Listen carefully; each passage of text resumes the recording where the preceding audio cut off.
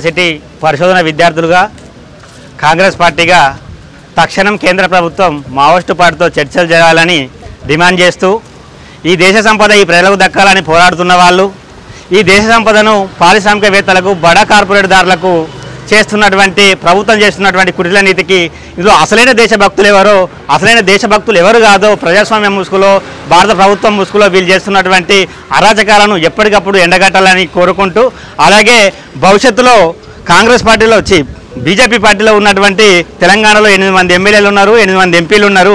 ఈ స్థానికంగా ఉన్నటువంటి ఎంపీలు అతి తొందరగా మీ ప్రభుత్వం మీద కేంద్ర ప్రభుత్వం మీద ఒత్తిడి తీసుకొచ్చి చర్చలు కనుక చేయకపోతే రేపు వచ్చేటి ఎలక్షన్స్ వస్తాయి. ఎలక్షన్స్ లోపల స్థానిక సంస్థల ఎలక్షన్స్ ఉన్నాయి. ఆ తర్వాత 6 నెలలు 9 నెలలు సంవత్సరం లోపల ఈ ఎలక్షన్స్ ఉంటాయి.